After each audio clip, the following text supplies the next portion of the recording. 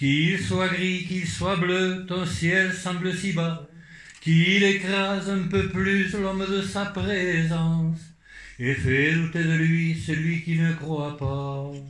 L'Aubrac, l'Aubrac, écarte les vents qui sanglent tes bruyères, l'on se sent déchiré, cœurs et âmes à la fois, l'oiseau griffe le ciel, la pluie gifle la terre, des cloches des troupeaux sonnent Miredola. D'Aubrac, d'Aubrac. Moi personnellement, je connais l'Aubrac depuis quelques années, alors évidemment moins que beaucoup d'autres, mais j'ai découvert Nasbinal et Laurence et le Gîte et tout ça en 2008. J'étais venu en fait parce que je cherchais un endroit absolument tranquille pour pouvoir écrire. Et donc je l'ai trouvé, je me suis installé dans la grande chambre du Gîte de Laurence, et du coup je suis tombé en amour avec cette région, parce que j'aime beaucoup ces paysages qui étaient tellement bien chantés hier soir pour ceux qui étaient là, par Denis, et c'est vrai que je suis tombé vraiment en osmose avec cette nature très, très rude, mais magnifique parce qu'elle est rude. Enfin, tout d'abord, j'invite toute l'équipe de l'organisation à me rejoindre. Sans elle, ce festival n'existerait pas. Florence, elle est où Florence? Voilà, Florence, notre trésorière. Les deux Laurence. C'est pas vous. Donc Laurence Atterri, notre secrétaire. Laurence Nabou. Annie Lodin, Claude Jourjon, notre photographe. Claude, tu viens ici. Tu n'as pas le choix. Et Hélène, ma chère et tendre épouse, qui me supporte.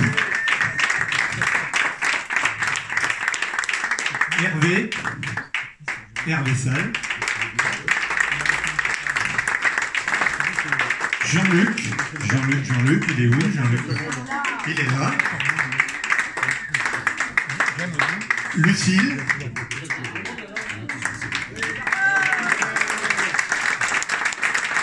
Thierry. Valérie. Également Caroline, mais elle n'a pas pu se libérer ce soir. Donc je les remercie chaleureusement pour tout le travail qu'ils ont fait. Non, Flora, je ne t'ai pas oublié.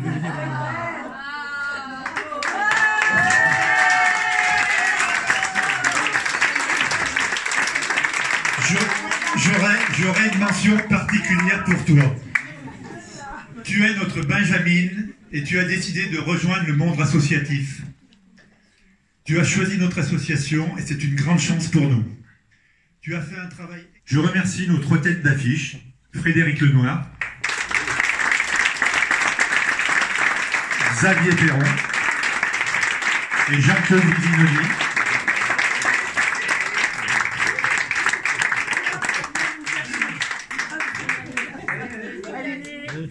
Allez.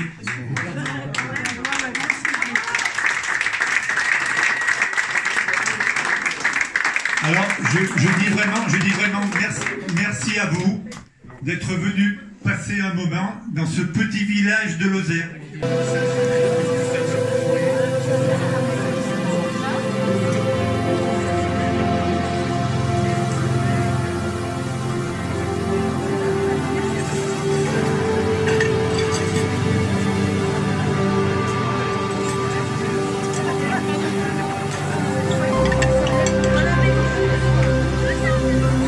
Frédéric, il est pris en flagrant délit et on va le faire chanter avec ça, je crois.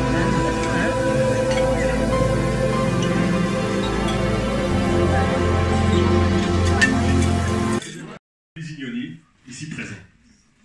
Alors vous allez voir Jean-Claude.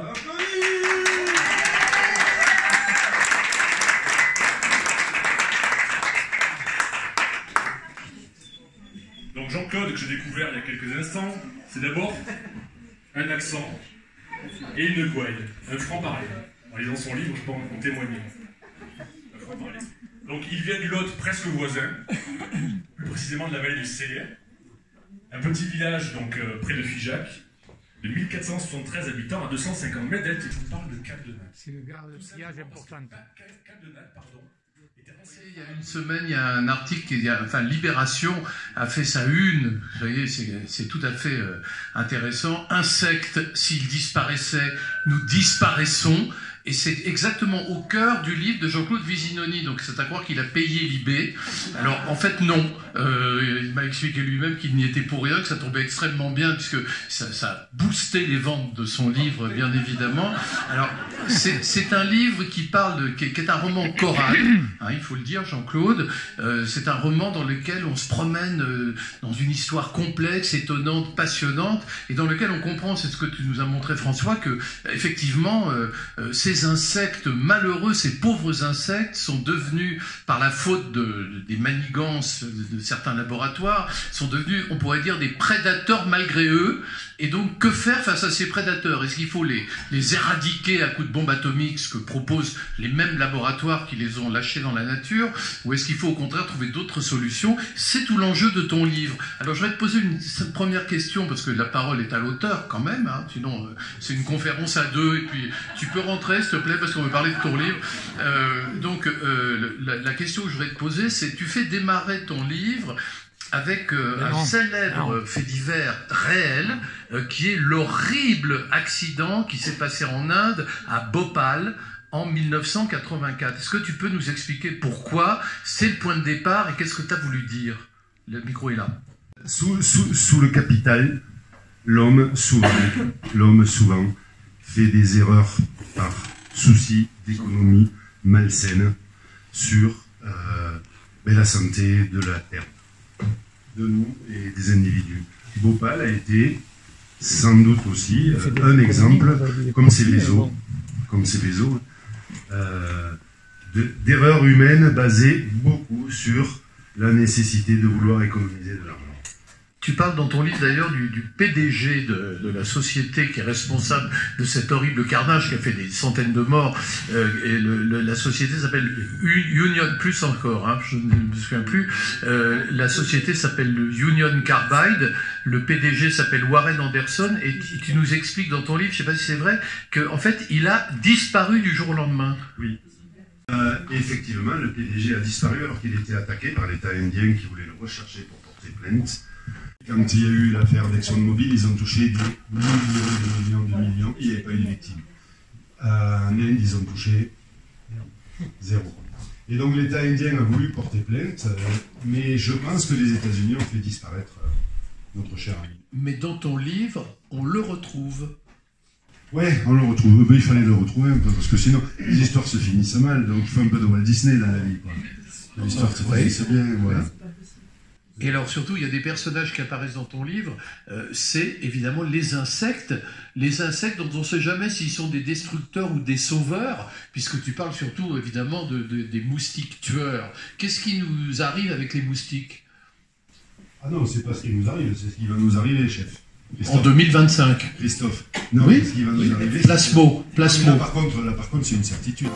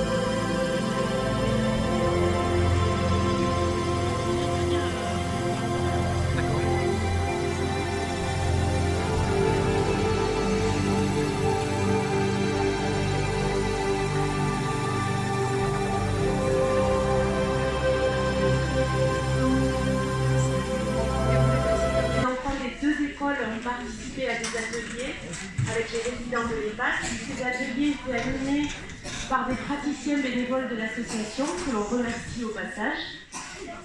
Et nous avions demandé aux enfants des écoles de faire chacun un dessin sur le thème « Le chemin du bonheur ». Ça tombe bien, cette année, notre invité d'honneur, qui est Frédéric Lenoir, avait écrit un livre qui s'intitulait « Le chemin du bonheur ». Non, du bonheur, un voyage philosophique. J'ai pris des raccourcis. C'est pareil. Donc ces dessins sont exposés ici, ils sont tous plus beaux les uns que les autres. Donc dans la philosophie de Slowbrack, il n'y a pas de concours, il n'y a pas de gagnant, c'est tout le monde qui est gagnant, parce que je sais que chacun d'entre vous a mis tout son cœur pour réaliser ces dessins, qui sont exposés ici pour tout le week-end, et ensuite ils seront offerts aux résidents de l'EHPAD. Donc comme vous avez tous gagné, l'association a choisi d'offrir un cadeau à chaque école, et ce cadeau va vous être remis par Frédéric, qui va vous parler de quelque chose qui lui tient à cœur, une fondation qu'il a créée et qui concerne les enfants. Arrêtez de penser tout le temps pour essayer d'être là, présent, maintenant, et du coup après vous êtes beaucoup plus présent pour faire l'atelier philo. Et j'ai fait ça depuis des années, maintenant les enseignants me disent mais c'est extraordinaire ce temps de pratique de l'attention. Dès que la classe est agitée, on dit allez, pratique de l'attention, et pendant 1 minute on se calme, et après tout redémarre bien. Et ça peut vous aider beaucoup. Il y a des enfants qui me disent bah nous on continue de le faire à la maison, quand j'ai envie de casser la figure à mon petit frère, je vais dans ma chambre, je médite et après ça va beaucoup mieux. Puis un jour il y a un petit garçon qui me dit moi j'ai mon père qui est chef d'entreprise, il est hyper stressé, je lui ai appris à méditer, ça va beaucoup mieux à la maison. Donc vous voyez, félicitations aussi aux organisateurs de Slowbrack pour vraiment cette manifestation où il faut en effet savoir par moment se poser, prendre du temps pour soi. Et je partage pleinement les propos de Frédéric Lenoir, hein, c'est-à-dire qu'il faut savoir s'écouter, il faut savoir respecter l'opinion différente, mais c'est à travers l'échange, c'est à travers la confrontation calme de différents arguments qu'on peut progresser.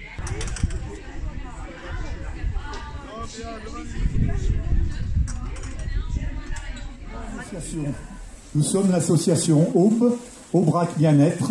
On a été créé en 2017. Donc le but, c'était de fédérer les acteurs du bien-être sur le plateau de l'Aubrac. Et donc en 2018, on a décidé de faire le festival Slowbrack. Pour nous, Slowbrack, c'était une vitrine des pratiques du bien-être. On a fait des ateliers. On a fait quelques conférences, on a commencé très doucement. Et puis, la deuxième édition, on a eu beaucoup plus de monde, on a commencé à entendre parler de nous. Après... Patrice est parti, remercie tout le temps tout le monde, donc je voudrais que tous, on le remercie, notre président, qui a géré avec beaucoup de sagesse et de zénitude les coups de stress des uns et des autres le mois qu'on vient de passer. Je voudrais remercier toute l'équipe de Slowbrack parce qu'on est 2-3 à l'origine avec Flo qui est au fond, notre trésorière. Et cette équipe s'est montée au fil du temps. On est aujourd'hui une quinzaine à y croire, une quinzaine à y rêver. Et c'est une super aventure. Donc à toute cette équipe-là, aujourd'hui, je tiens à vraiment dire un grand merci. Un dernier merci tout particulier. J'ai rencontré Christophe il y a 10 ans maintenant. Plus même, oui pardon, 11-12. Très touché dès le départ parce que ce monsieur est plein d'humilité mais fait de grandes et belles choses. Il est tombé amoureux de l'Aubrac et de Nazbinal tout de suite. Il a accepté d'animer une première conférence au foyer rural de Nazbinal. J'avais réussi à faire venir 10 personnes et j'étais contente, mais il l'a fait quand même. Donc ça ne s'oublie pas. Et l'année dernière, il a accepté d'être le parrain de Slowbrack. Donc je le remercie du fond du cœur. Et je m'excuse ici aujourd'hui devant tout le monde parce que ça fait 1 an que je le tarabuste, passez-moi l'expression, mais c'est le mot qu'on emploie ici. Je l'ai appelé tous les 15 jours. Tu as réussi à avoir le 06 de Frédéric, tu as réussi à avoir le 06. Vous disiez, mais non, c'est une vedette, il ne viendra pas ici quand même. Et puis le matin de notre assemblée générale, le 15 novembre, il m'a appelé en disant Frédéric est prêt à venir et en plus, pour remercier une association qui travaille bénévolement, il nous offre cette conférence, Frédéric.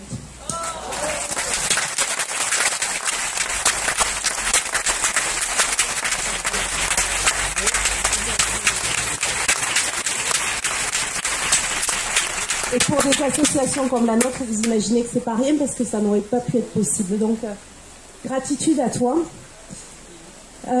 Pour finir, vous êtes tous assis sur des étoiles et en fait, le petit message que j'avais envie de faire passer, c'est que l'équipe de Slobrac, on a rêvé de ce moment qu'on est en train de vivre.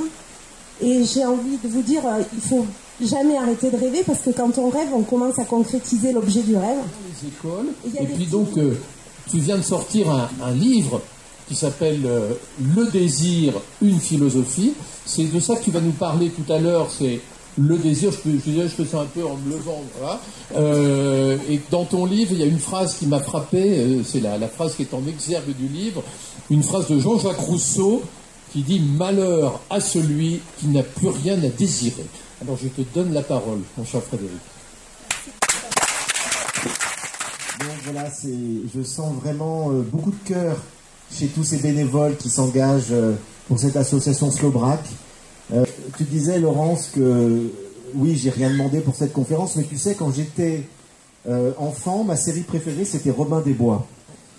Et je trouve ça, mais prendre de l'argent aux riches pour donner aux pauvres, mais ça kiffe grave, quoi. C'est un truc formidable. Et donc, je le fais à ma manière. Je fais quelques conférences par an avec des grandes entreprises du CAC 40.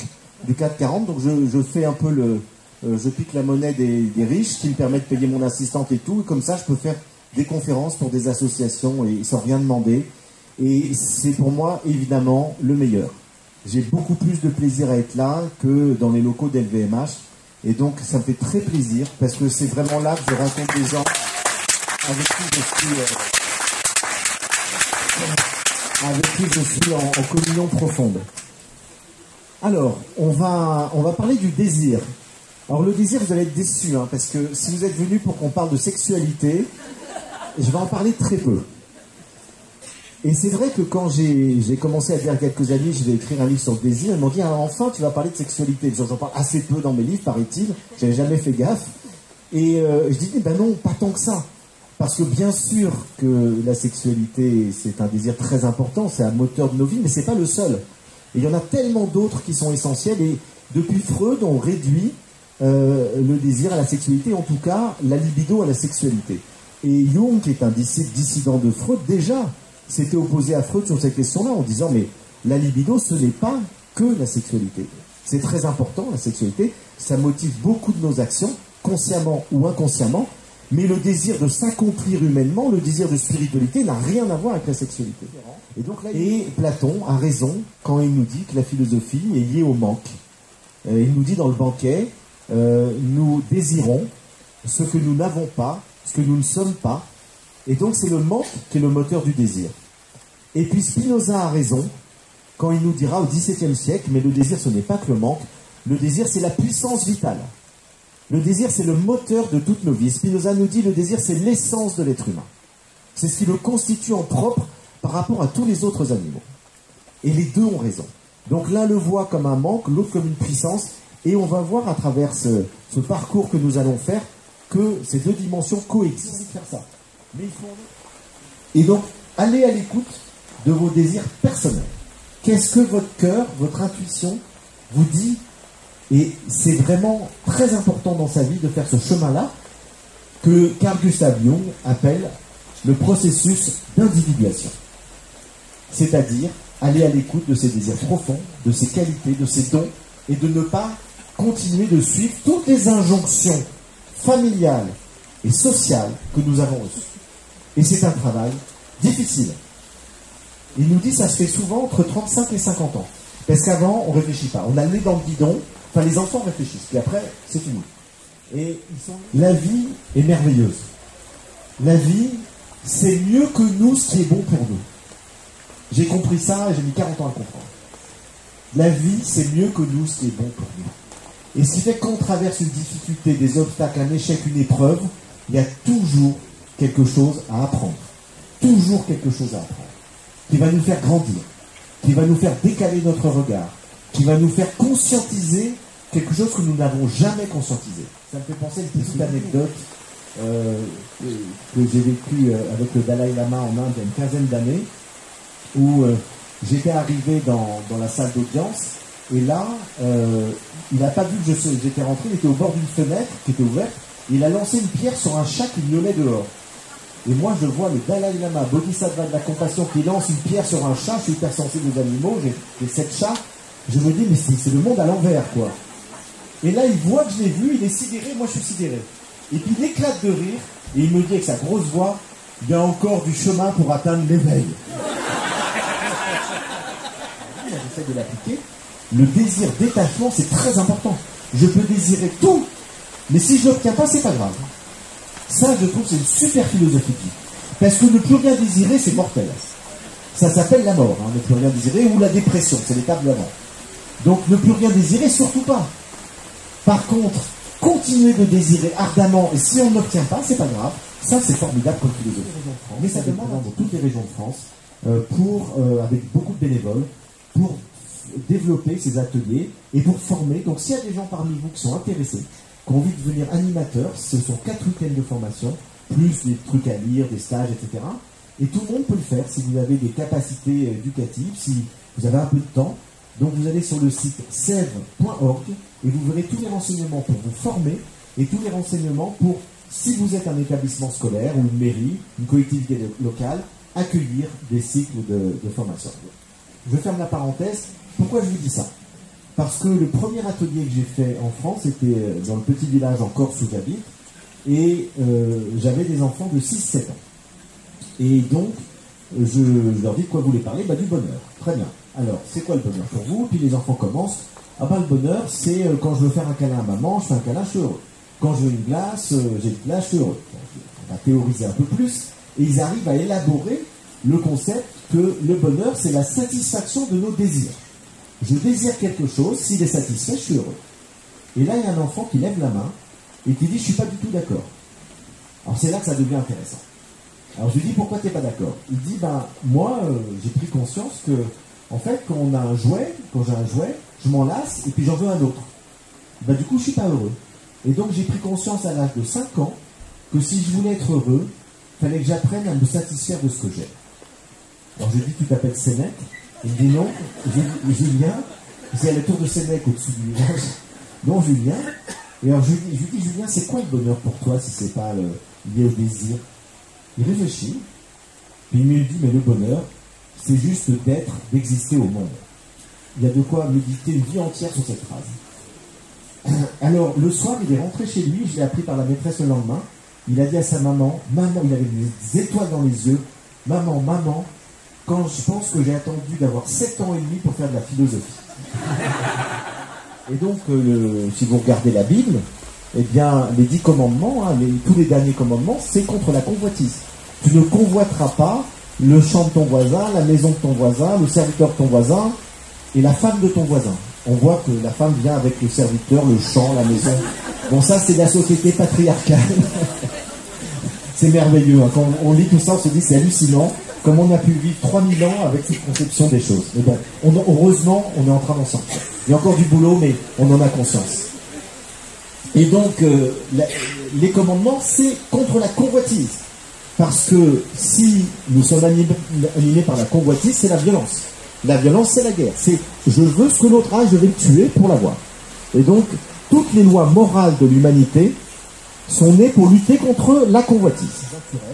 Et donc, tout être humain cherche tout le temps à se nourrir, avoir une vie sexuelle, avoir de l'information et à avoir de la reconnaissance sociale. Et chaque fois que nous obtenons ces 4 choses, eh bien, nous recevons une substance chimique qui s'appelle la dopamine. Et la dopamine nous apporte du plaisir. C'est la substance du plaisir. Et donc, nous avons un shoot de dopamine chaque fois que nous mangeons, que nous faisons l'amour, que nous avons de l'information. C'est pour ça que nous cherchons toujours à nous informer. Nous avons un petit plaisir chaque fois que nous apprenons quelque chose. Et les jeunes qui sont 5 heures par jour sur les réseaux sociaux, chaque fois qu'ils ont une notification, ils ont un shoot de dopamine. Parce que à la fois, ça joue sur l'information et ça joue sur la reconnaissance sociale. Les réseaux sociaux, et j'ai lu beaucoup de livres là-dessus, ont été conçus par des gens qui avaient compris parfaitement le fonctionnement du cerveau humain, comme ceux qui ont inventé la publicité un siècle plus tôt, à savoir que les adolescents sont à fond dans la reconnaissance sociale. Et cette addiction est terrible, parce que c'est une addiction à la dopamine. C'est une addiction à un produit chimique.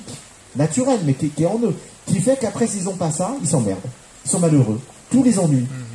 Et plus les réseaux sociaux évoluent, plus ils vont sur des shoots rapides de dopamine. Au départ, c'était Facebook, bon, on avait un certain nombre de notifications, les choses duraient assez longtemps. Puis Instagram a accéléré les rythmes. Et maintenant, c'est TikTok. Et TikTok, ça va à 200 à l'heure. TikTok, vous restez pas plus de 15 secondes devant une vidéo, devant un truc, ça va très très vite. Et moi, je vois, j'observe les ados, ils restent très peu de temps, ils zappent. Pourquoi? Parce que chaque fois qu'ils découvrent quelque chose, il y a un petit shoot de dopamine. C'est quelque chose qui sollicite leur attention, qui les excite, et après, s'ils restent 30 secondes, 1 minute sur une vidéo, ils s'emmerdent. D'où problème majeur d'attention. Et on s'étonne qu'à l'école, ils soient plus attentifs. La moyenne de l'attention des jeunes aujourd'hui, c'est 8 secondes. Au-delà de 8 secondes, ils n'arrivent plus à être attentifs. C'est pour sa petite parenthèse que j'ai développé à côté des ateliers Philo une pratique de l'attention qui aide les enfants et les adolescents à être attentifs à leur corps, à leur respiration, pour être capables d'être attentifs à quelque chose de lent, où il ne se passe rien, où il n'y a pas une sollicitation extérieure.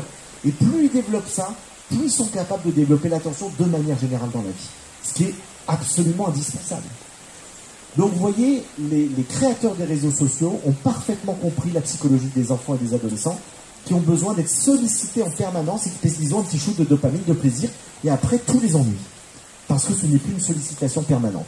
Donc, petite parenthèse, je pense que dans les années à venir, il va falloir qu'il y ait une prise de conscience sociétale très forte de ça, parce qu'il faut arracher nos enfants et nos adolescents aux réseaux sociaux. Qu'ils y restent à la limite une demi-heure par jour, mais pas plus. Après, c'est une drogue, c'est une addiction, ils ne dorment plus la nuit, ils n'arrivent plus à travailler, c'est très dangereux pour eux.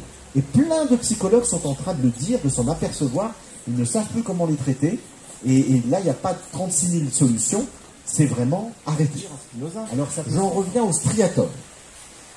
Le striatum, c'est ce cerveau primaire qui nous fait désirer de manière compulsive de la nourriture, du sexe, de l'information, de la reconnaissance sociale. Et comme il y a du plaisir et de la dopamine à chaque fois, ben c'est sans cesse, parce qu'il n'y a pas de limite.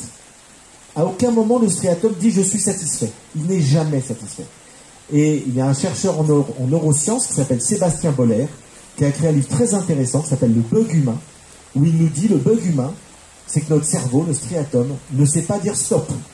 Et c'est ça qui est en train de nous coûter la planète. La catastrophe écologique est liée au striatum, qui ne peut pas s'empêcher de vouloir toujours plus et de consommer toujours plus. Et on ne saura pas s'arrêter. Et donc, il ne faut surtout pas, nous dit Spinoza, supprimer le désir. Il ne faut pas chercher à le limiter. C'est la force désirante. C'est l'élan vital. Il faut chercher à le réorienter. Et donc, ce que nous devons faire, c'est par la raison, par la pensée, par la réflexion, apprendre à réorienter nos désirs de manière juste, de manière respectueuse pour le bien commun, ou de manière bonne pour nous. Et quel est le critère pour Spinoza de ce qui est bon pour nous? La joie. Ce qui nous met dans une joie profonde est bon pour nous. Et donc, apprendre à orienter nos désirs vers ce qui nous met dans la joie, et pas le plaisir. Parce que le plaisir peut être tout à fait négatif pour nous. Il y a un tas de plaisirs qui sont très agréables sur le moment et qui nous détruisent à long terme. Vous avez des gens qui, pour avoir un petit plaisir immédiat, notamment sexuel, vont détruire une vie. Ça s'appelle, Épicure en parle très bien dans la lettre à Ménécée, le syndrome DSK. On a mis 2000 ans à comprendre ce que ça voulait dire. C'est un mystère il y a des thèses entières qui ont été faites sur le syndrome DSK. On l'a compris il y a quelques années. Une pulsion immédiate peut détruire une vie. C'est le désir qui est à la source de toutes les valeurs. Mais ça va très très loin. Il n'y a pas de valeurs qui existent en soi, qui sont bonnes en soi. C'est parce que nous les désirons. Et donc, il faut mettre de la conscience sur nos désirs pour voir que, effectivement, ce que nous faisons, quel est l'impact que ça peut avoir. Et donc, si mon désir doit avoir un impact négatif sur la planète, si mon désir va me conduire à faire un acte irresponsable, il vaut mieux réorienter mon désir vers quelque chose qui est bon pour moi et pour le bien commun. Parce que je crois que le bonheur ne peut pas séparer le bien individuel et le bien commun. On ne peut pas être heureux dans un monde malheureux. On ne peut pas être heureux dans une planète qu'on est en train de détruire. Et donc, chercher à s'épanouir, chercher à être heureux, implique de mettre de la conscience sur nos désirs pour que nos désirs nous mettent dans la joie et pour que nos désirs respectent les autres et la planète. Merci beaucoup.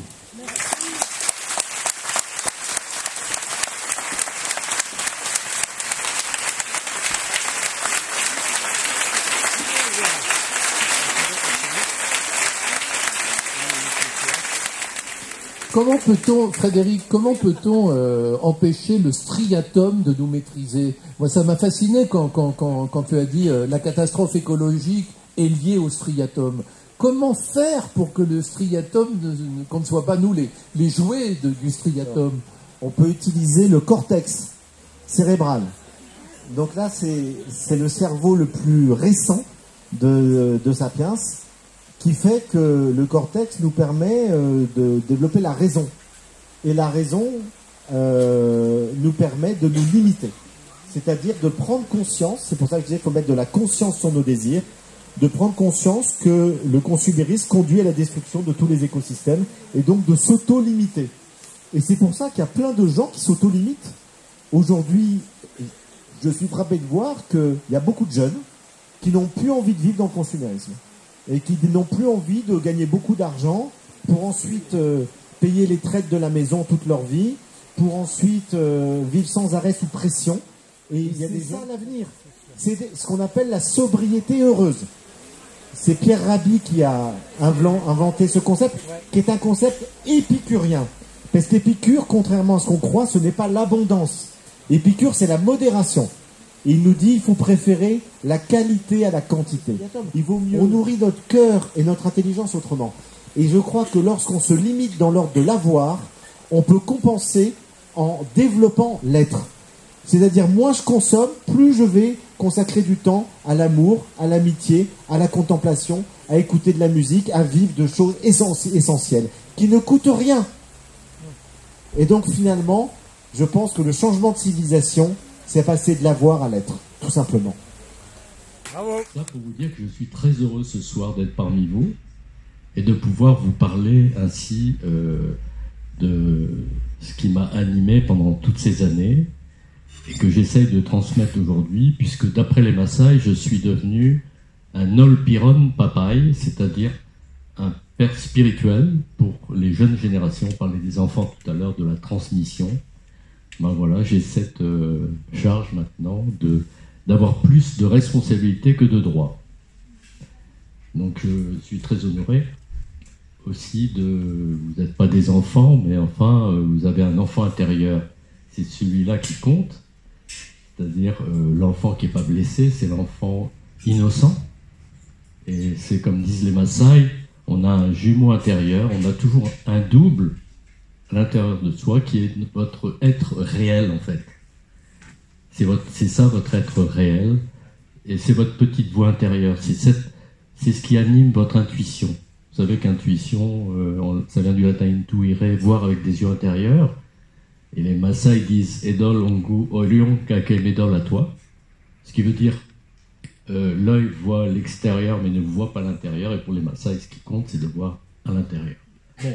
Donc, et à l'âge de 6 ans, je me suis noyé avec un petit vélo, etc.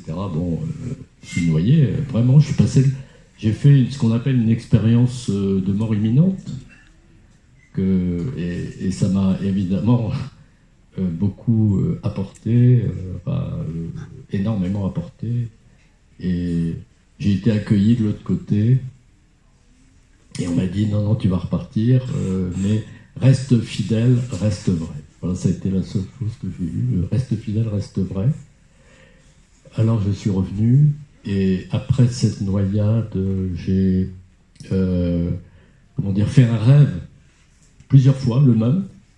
Je volais avec un aigle noir, ensuite qui se transformait en être noir drapé de rouge, et qui me posait, on était main dans la main, et il me posait sur une espèce de plage, sable blanc. Et cette plage, il y avait une boule, une sphère, grosse sphère, comme un rocher rond, quoi. Et il me mettait dans une ronde d'enfants, voilà, on se tenait par la main, autour de cette sphère. Je ne peux pas interpréter. J'ai interprété plus tard, mais... Et j'avais pas fait le rapprochement avec les Maasai. Et en fait, parallèlement, je lisais beaucoup de livres sur l'Afrique, et en particulier de livres traitant des Maasai. Bon, et j'ai étudié ça.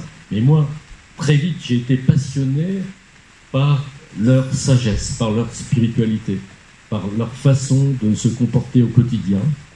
Et vraiment, c'est ça que j'ai le plus intimement étudié et mis en œuvre pour ma propre vie. Donc, les 3 années que j'ai passées sont passées comme ça très très vite.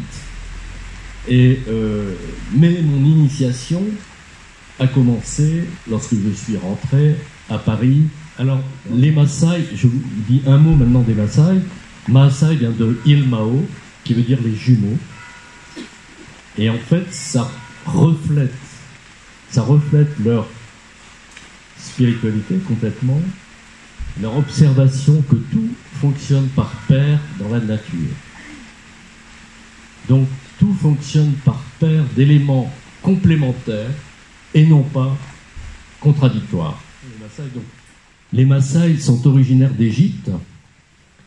Et en fait, quand vous venez d'Égypte jusqu'au Kenya, en véhicule ou à pied, enfin, c'est peut-être plus compliqué que le chemin de Compostelle, eh bien, tous les noms de lieux, la plupart des noms de lieux sont des noms Maasai.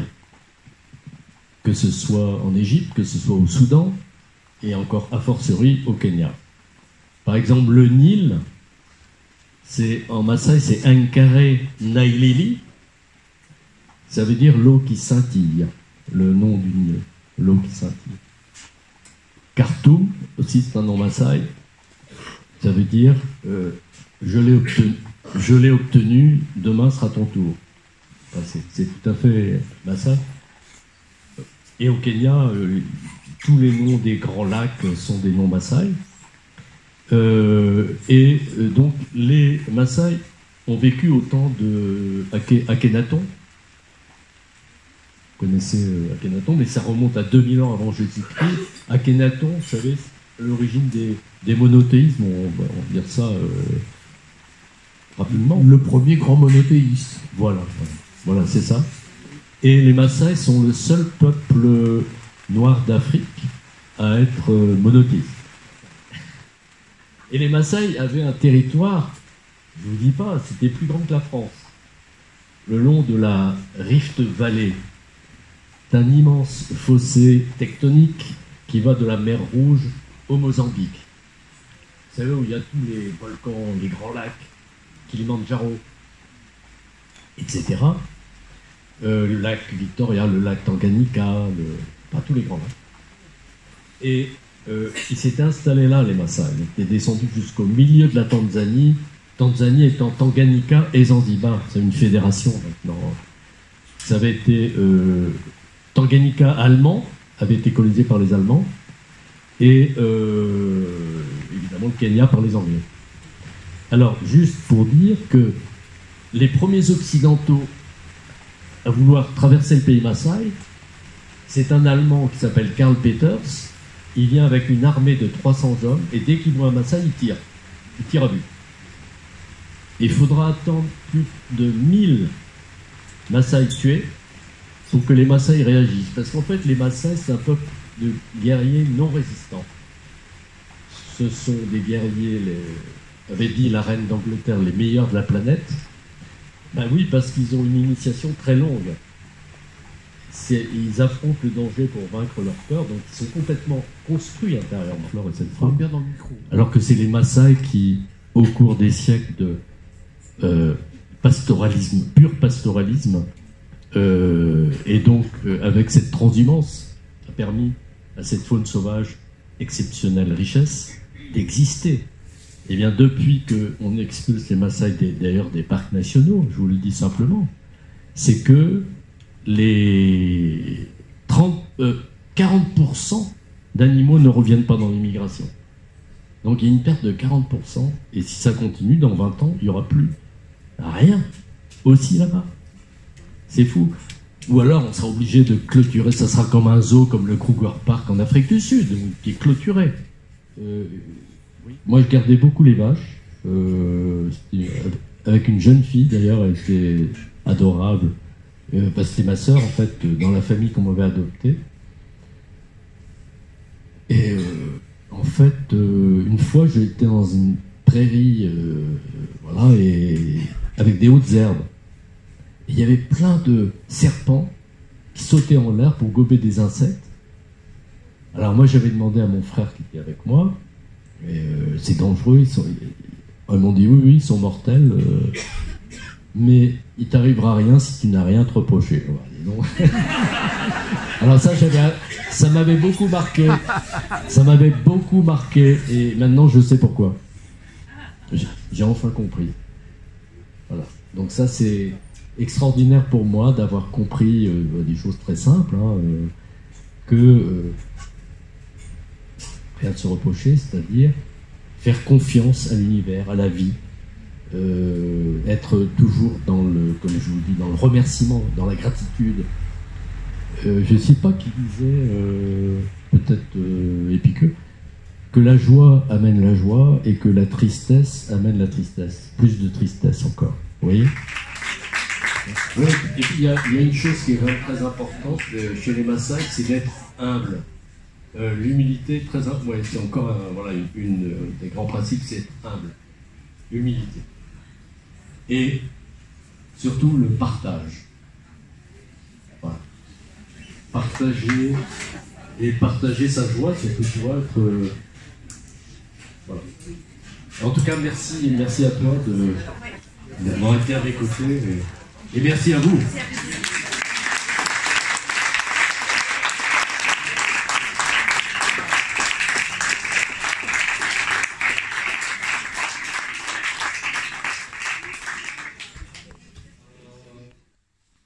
Des hommes que l'on trouve ont le calme des lacs et tout l'entêtement des peuples d'autrefois, de ceux qui ont bâti Nasbinaz ou Chirac, les églises romanes et les pierres des croix.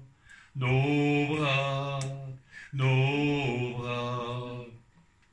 Les hommes que l'on trouve à l'âme solitaire, le cœur généreux et ce cœur ne ment pas, à pas, siècle à siècle, ils ont mené la pierre, pour faire à leur troupeau des pâtures de rois. Dobrak, Dobrak.